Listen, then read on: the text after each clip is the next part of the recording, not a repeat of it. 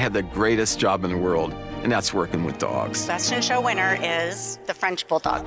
Winston won the National Dog Show. It was amazing. It was exciting. And to have a dog to be #1 dog in this country, you have to have great nutrition. And I always fed Pro Plan. Just like us, when we eat well, we feel good. And I just love that food and what it's done all these years to all the dogs I've bred and all the dogs I've shown. Welcome to Pure Dog Talk. I am your host, Laura Reeves. And, we haven't had any conversation about legislation in quite a while. And I have legislation happening here in my own state in Oregon. And so I reached out to AKC Government Relations to say, hey, let's talk about it. And fortunately for us, Jennifer Clark, who's the Director of Legislative Outreach, has joined us today. And we're going to talk about what's going on here in Oregon, what you guys can do, and what's happening elsewhere in the country and why it matters that you be involved. So welcome, Jennifer. How you doing? Hi, I'm great. Thanks for having me. I am thrilled to have you on. Give us our quick little 411. You told me a story that I think is pretty amazing. So share that with us. Sure. Well, as Laura said, I'm Jennifer Clark. I am the Director of Legislative Outreach for the American Kennel Club. I have been with AKC over 16 years, and I was actually a lobbyist out in Phoenix, Arizona, working on education and healthcare issues. Found out that AKC had a government relations department. Couldn't believe it. It was a dream come true. So I wrote them, and fortunately, they hired me, moved across the country, and I've been here ever since, advocating on behalf of the dogs and the sport that we love, and it's a dream. Excellent. And what is your breed of dog? That's a tough one. I will say that my family has always had Cocker Spaniels. My great grandfather bred and showed Cockers. Nice. However, my husband, who had never had dogs before, we weren't sure Cocker was exactly the right first dog for our family. So, but I will say that my heart is with Cockers. That's where my family has always loved. And again, a third generation now of people who love that breed. So I love it. That is amazing. All right, Jennifer, talk to us a little bit about what's going on in Oregon. This is the Senate Bill 1076. It's moved out of the Natural Resources group, whatever Committee. They call it, committee, thank you, to the Ways and Means, which means it's Correct. about money now. So give us a rundown, because this is a pretty, I've been watching and fighting legislation here for a while. This is a pretty ugly one. It is. We were pretty shocked when it first came forward. Basically, for those who are not in Oregon or may not have been following it, what this bill basically said is there's nothing actually in the bill except that it's saying that the state has to start regulating anyone who breeds and sells in the state. So if you sell one dog, you suddenly have to be regulated. We don't have any idea what these regulations are going to be. And that is a huge concern for us, because why should someone who's breeding and raising one litter in their home be regulated and inspected by the state?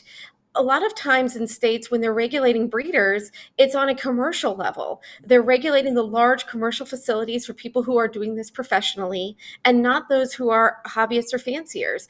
And there are very specific guidelines that are often in place, such as drainage in your floors and kennel setups and temperature records, all these things and flooring that are great if you have a large kennel building, but what if that's your living room? Then how are you going to be able to, does that mean I have to tear up my carpet because it can't be completely sanitized? Do I have to put a drainage system in my laundry room? What does this mean? Mm-hmm. And does that mean that state has to come in and inspect my kitchen because that's where the whelping pen is? How do we handle these questions? So that was a huge concern. And I will say that we really appreciate the clubs in Oregon really made themselves heard. And we just cannot thank the clubs there enough for coming out. They showed up at the hearings. We know that the committee was overwhelmed with phone calls and emails, and that's what we like to hear. Yeah. There has been a slight amendment. Okay. It is now saying that you have to be regulated by the state if you produce more than 2 litters a year. So that would be 3 or more litters. We don't love that.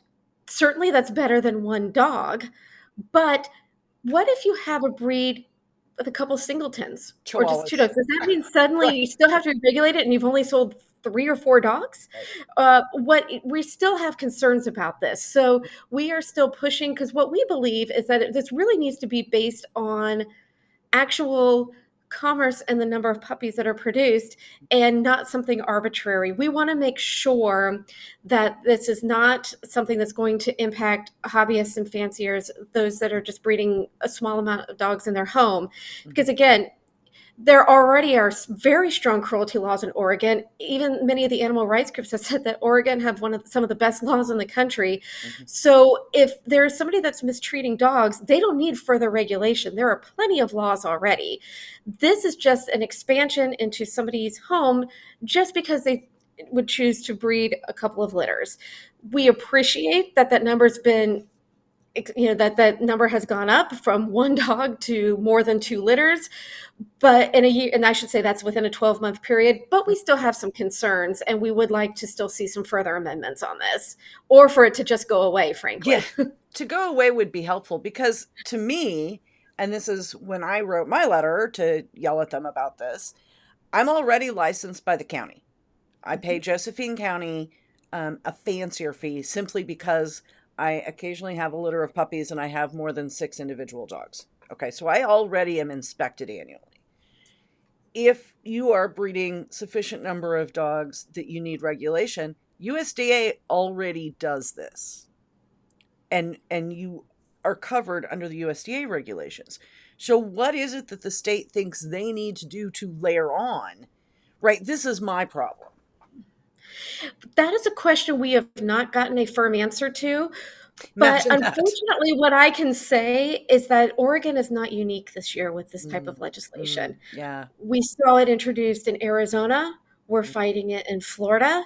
We saw a bill last year in the city of Indianapolis that passed that anybody who has an intact dog has to be on a registry. We are continuing to see this trend of wanting to regulate hobbyists, fanciers, occasional breeders, and we're very concerned about this.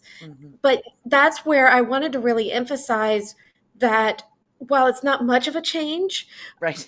all the letters and phone calls did make it. If people had not called in, if it was just AKC saying this, I should say also we have worked with the National Animal Interest Alliance and they're active as well. But if it was just the two of us out there saying these things, it wouldn't have been enough. They needed to understand that this is going to impact an enormous amount of people, and it's not necessary because again, as we talked about, there are already laws regulating you. There are already cruelty laws impacting anyone that owns an animal, whether you own 1 or 50. And so this just isn't necessary and it's not going to work. And frankly, it's very difficult to enforce. And the fact of the matter, too, is, and this is something I was actually having a conversation with legislators in the Midwest this week on a different bill, is that those who they're trying to go after with these bills, they always talk about quote unquote backyard breeders, which, we all have a different opinion in our head of what that might mean. But really what it comes down to is I had a fancier tell me once, well, I have a backyard and I breed. Does that mean I'm a backyard breeder? Well, under the bill we saw in Arizona this year, yes, it would, because the bill in Arizona defined a backyard breeder as someone who breeds in their home. So that's the concern that we have, and they need to understand this group of people and who you are and what you do. And that is what's going to make the difference to them, because you are the ones that are going to be directly impacted. You are the ones who are going to vote. And that's why they need to hear from you. And that's why we've seen any change on this bill at all. And that's why it's slowed down a bit, is because of everyone who has written in and called. And we hope that you'll continue to do so. Absolutely. And this is the Oregon bill specifically is, as we said, in Ways and Means now. Do we Correct. Have you seen, I haven't seen, has there been a new schedule to address it or no? We've been checking every day. And nothing, I will say, as of right before this meeting, I haven't seen anything posted yet. Okay. Okay. So yeah, I can't, but that's why we want people to reach out to Ways and Means. You can go to our website, which is akcgr.org, and find the alerts for Oregon, and you can comment, and make sure that you let them know if you are a resident of Oregon. Or honestly, as well, if you show and participate in events in Oregon, because it's going to be harder for the clubs there to put on events if they're having to do all this regulation. It's going to have a trickle down effect. So if you participate in events in Oregon, or if you are a resident, it's really essential that you call and make your voice heard, so that hopefully we can get this to stay still. Remind me, I've scanned the whole bill. I can't swear to you that I read it this morning, but it also impacts other species, right? It's not just dogs. Correct. That is correct. And Yes. it impacts livestock breeding as well? I need to confirm that in the Yeah, I latest can't amendments remember. to see, Okay. but it does impact some other animals. That is correct, as well as rescues, which, Mhm. on one hand, we absolutely agree that rescues do need to have a little bit of regulation, but we want to be careful with that as well, because we recognize the number of breed clubs that are doing some wonderful work with rescue, and want to make sure that it's fair and it's not impossible for them to continue to do that good work they're doing, but at the same time, make sure that those who are bringing dogs into the states are doing it appropriately. Well, and I think you just made a really good point that I had not considered: breed-specific rescue, right? Like Mhm. golden retriever rescue or whatever, through the parent club, through your local breed club, would be impacted by this. And I hadn't even thought about it. That is super scary. We are seeing a number of bills across the country to regulate rescue. Some of this is, again, there are, unfortunately, not every rescue is a good rescue. We have wonderful ones like our breed clubs that are doing some really wonderful Mhm. things. Unfortunately, there are some who are using it, frankly, to you know, as a money making Mhm. scheme, and bringing in dogs from out of the country, bringing in dogs that are sick.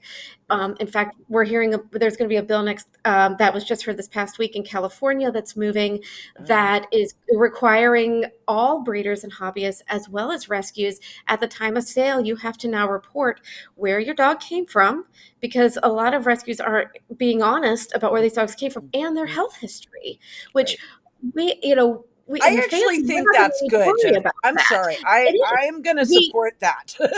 we are supporting. That was actually our Yeah. amendment. Is Good. we said, rather than continuing to point the finger at breeders Mhm. and saying they're the problem for everything Mhm. and continuing to regulate us, Mhm. why don't we say, all right, well, let's put some consumer protection in here, and wherever you choose to get a dog, whether it's from a commercial breeder, a hobby breeder, a rescue, let's make sure that you're getting certain information at that time, so you make sure you're getting the right dog for you, and that dog's getting placed in the right home. So this is actually something where that's an example where rescues are being regulated as well as hobbies, but we are supporting it because it's Right. something that we all do good breeders are Right. doing this anyway. Right. And frankly, if you're getting a dog from a rescue, there are certain things you need to know.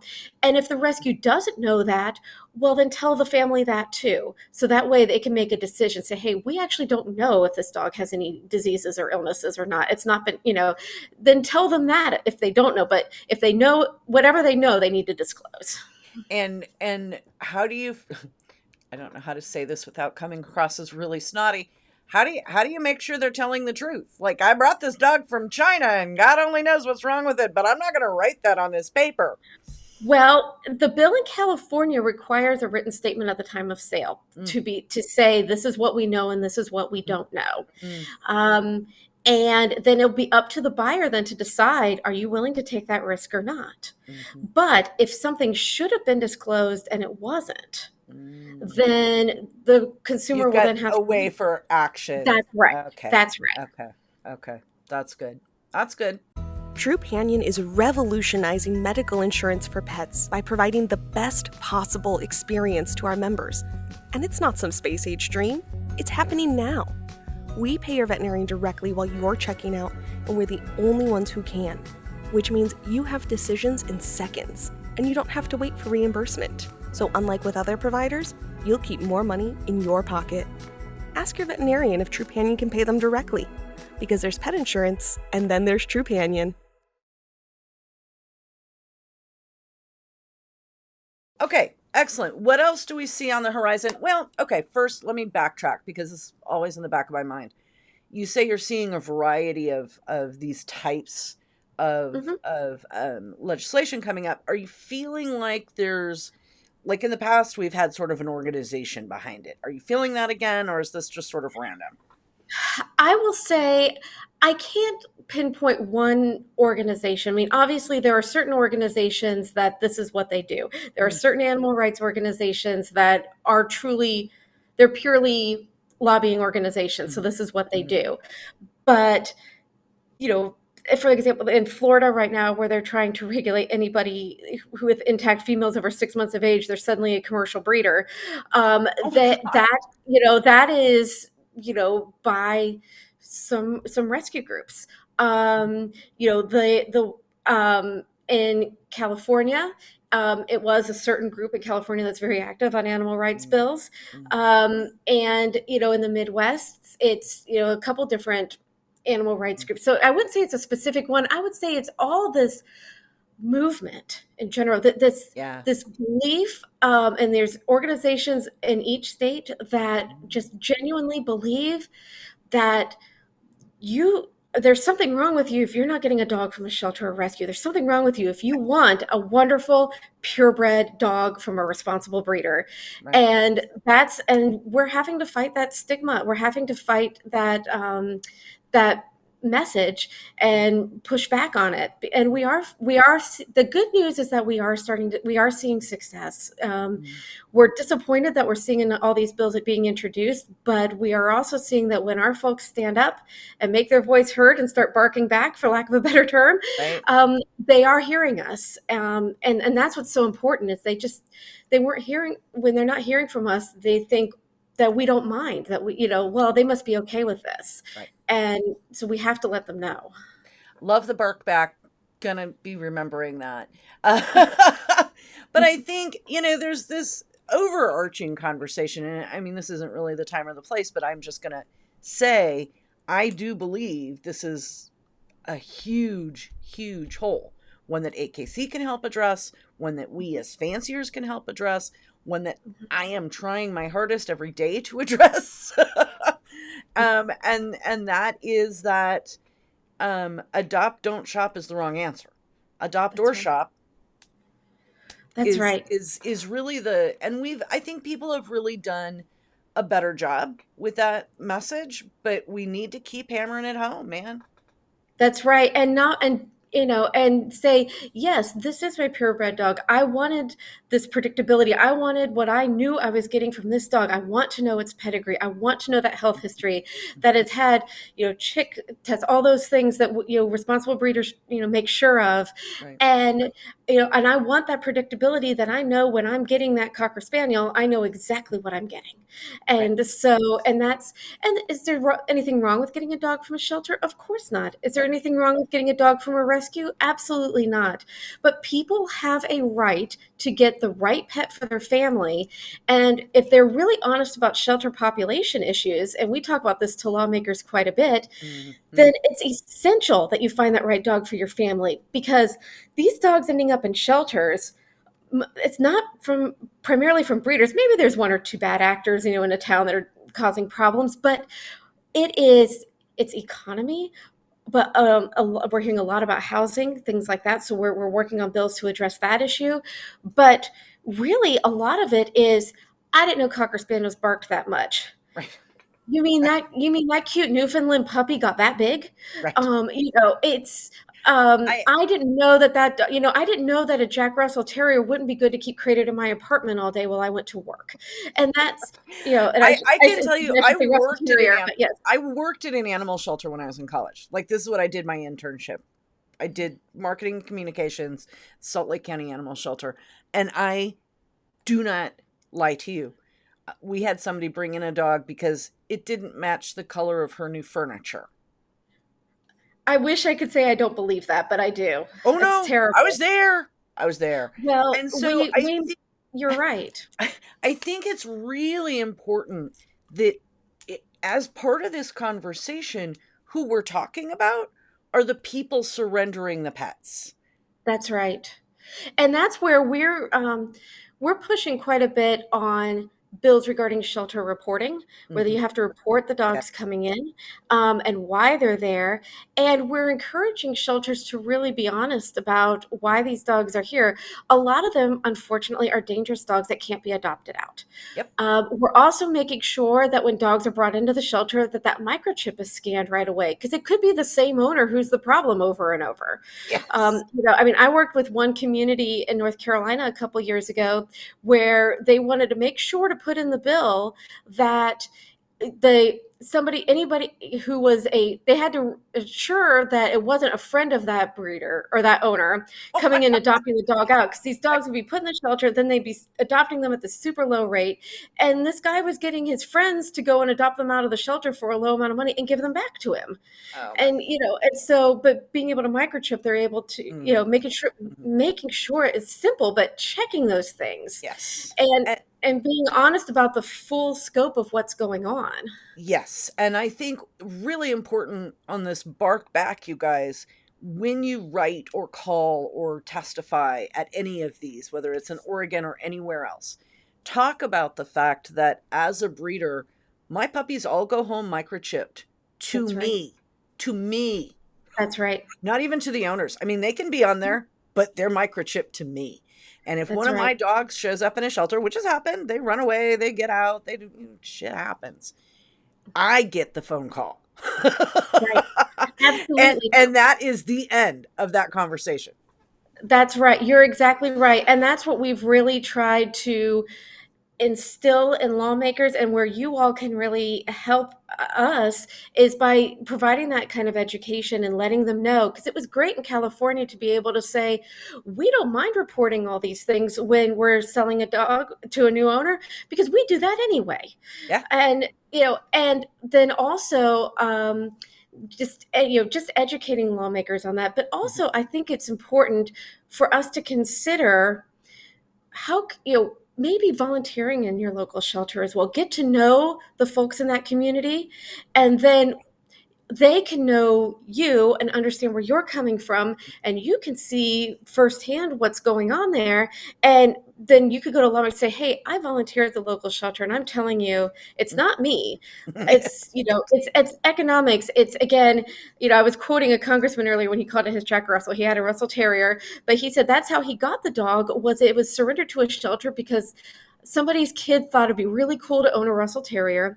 They kept it crated in an apartment for 14 to 15 hours every day, and the dog barked its head off, and they got neighbor complaints. Yeah. And that's how the dog ended up in the shelter. And so, but it's being able to help educate. I hear about clubs also that are offering low-cost CGC and training classes to people adopting dogs from shelters. All these things are giving back to the community and putting us in a more positive light, because we often will hear from cities, well, what are you doing to help fix the problem? Right. So I think it's a two-part issue. One, we have to demonstrate to them we are not the problem and tell them exactly what you just said. And then the second part is, actually, we are. We're helping groom those dogs. We're helping train. We're donating to our local shelter. We're, whatever it is, we're donating disaster relief trailers, whatever it is you're doing, that our lawmakers need to hear that and know you all are involved in. Not only are you experts in your breeds, but you care enough in your community. And then that will give you even a louder bark when you're talking to them, because they will know what you're doing. And I think we've talked about this before with Sheila and some of the other GR people that have come on the podcast, but each one of you listeners out there, you are a subject matter expert. And when you go to your elected officials, you go to them as a subject matter expert. And you say to them, I know what I'm talking about. I am a subject matter expert because XYZ. You need to listen to me not only as a constituent, because I know what the heck I'm talking about. These animal rights people over here don't own a goldfish. They've never bred a litter of puppies. They don't know diddly. That's exactly right. Well, and I had one club, and I thought this was great. They added up among their members how many years they'd been in dogs. And so they went to the legislature and they said, I'm a member of this kennel club. And just among our club, we have 200 years of experience breeding, raising, training, and showing dogs. And did you know we're just one of 250 clubs in this state? And that really Yeah. got their attention. Yeah. Super, super good idea. Love that. And so the other thing that I really wanted to make this point, and this was when I had to kind of come around to. So I'm saying, I am always like, people out there. I was always kind of let's just fly under the radar. I don't need anybody to know I'm here. I'm just doing my thing, right? And when I moved here, it was a situation, and I had my breeder license and and so that gave me the contact with the local animal shelter, with the local animal control. She comes here and does the inspection, and she's like, oh my God, you're the best place in the entire county. Right? So you have that access, and you can be proud to show. Absolutely. And I mean, I know there's ACOs out there that are scary, right? Like they've got an AR agenda and whatever. I'm really lucky I don't. Be aware, but I think that even with the ones who have something of an agenda, if you can show them the quality of your setup, they're going to go away with a better understanding of what's going on. That's exactly right. And I think we have to be careful because there is this mentality where it's a lot easier to be the ostrich. But the unfortunate thing is they're coming anyway, right? I mean, we just talked about Oregon. We just talked about Florida, Arizona, Indianapolis. Those are just a couple examples. And, the unfortunate thing is, because we have these groups out there that this is all they have to do with their time. Right. And this is how they determine success, is by how many of these types of bills they can pass. So we can either be out there in front of it, or if not, then they're the only ones they're hearing from, and they claim to be the experts. Whereas, and I've been in a room with them before where I've seen a chairman kick them out of the room because they said, you obviously don't know what you're talking about, but we want AKC in these clubs to stay. I actually have had that happen in a hearing and in private meetings with lawmakers and stakeholder groups. But that's exactly it. They need to know. There was a town several years ago that was trying to pass mandatory spay-neuter. We reached out. And they said, and we educated them on it, said we should oppose this, and we told them about dog shows that were happening right in their town that would not happen anymore if this passed. They had no idea. And this was a big cluster happening in the fairgrounds right in their town, and they had no idea that this was happening. And those economic impact statements, I know AKC has done them. I know certain clubs, individuals, everybody. If you haven't done one, if you haven't seen it, get it. I'm telling you right now, listeners, go get one, make one, find one, and share it far and wide. And we're about to release the impact papers for 2024 are about to be released on our website within the next few weeks. Awesome. So you could, again, akcgr.org. I'll keep saying that. We're going to have the link in the show notes on the website, y'all. Be sure to check it out. I promise it will be there. It's a one click away, man. So right now we have 2023 up, but we're just processing 2024 numbers. But you can take that and then you can break it down for your community as well, because we know roughly how much each person spends in an average 3-day dog show weekend. And you can multiply that by the number of entries. You can also consider where your shows are. You're probably paying a little bit more if it's Westminster for a weekend in New York than perhaps here in Grants Pass, Oregon. Exactly. But so we do is we took an average, from all those different ones, and it's over $900 that each, and that's per exhibitor, and so that really adds up, and that's not even including the things the club is paying for, the facility rentals, the ribbons, the veterinary, all those things. And and they listen to that, and chambers of commerce are interested in that. And it shows not only do we love dogs, but we're making a difference right here in our community with what we're doing with dogs. 100%. Absolutely 100%. The other thing that I would shout out, and Jennifer hasn't mentioned it yet, but I'm going to mention it, if you guys out there in listener land have something going on in your county, in your city, in your town, in your state, get on the GR website, call up Jennifer, call up one of the people in town, and they'll help you. They will help you know what to say and what to do. Absolutely. And I will add to that that even if something isn't introduced yet, if you're seeing a lot in the media, that means something's coming. Yeah. A great example is Ohio over the past month has been there's been a series of articles about dangerous dogs.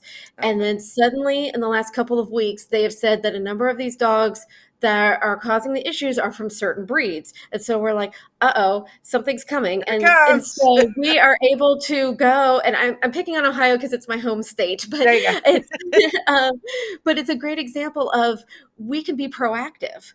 And so we were able to go to lawmakers even before something is dropped and say, we have some solutions to this. We know what to do.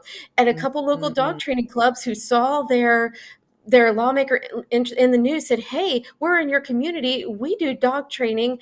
We're a local club. We're in your district. How can we help? And this is before the bill's even been introduced. We're able to have that voice and be heard from the beginning, which is a lot easier than after something's happened. Yes. But regardless of when you find out, give us a call. We have not only do we have our office in Raleigh with some wonderful people there, but we have folks in the field all over the country. We have and Bob was supposed to be here and just had a baby. Yes, exactly. He's based in California and handles the West Coast. And obviously in our department, we pinch hit for each other when need be. But we have somebody in the central states, somebody in New England. We have somebody in the mid-Atlantic. There's who help you out in your community. They're experts on the bills for that area and can help you, whether it's in local, help you. And we can also help connect you to other clubs. We can put out alerts. We can help do analysis. We'll provide you talking points. So you don't have to do it alone. We'll make it as easy as possible. That's huge. For you. That's huge. And I think that's really important for people to hear, and why I wanted to make that point, because I have a lot of respect for the work you guys do there. And I know you work with Patty Strand at NAIA and all the places and all the people and all the organizations around the country that are, boots on the ground. You have additional resources to help. Absolutely. And we're able to help connect you to other groups in the area as well, because sometimes, maybe it'll help to connect with the sportsmen, and then we're all working together. We can work with the veterinarians, whoever it may be, to really make our voice as loud as possible, and we can help you connect them. Excellent. All right, Jennifer, thank you so much. I really appreciate your time. Great to meet you. I haven't gotten to meet you before. So you too. And we'll make sure that everybody has links in the show notes. You can find that and follow up. And we look forward to talking to you, Jennifer. We'll talk to you again soon. Thank you. Thanks for having me.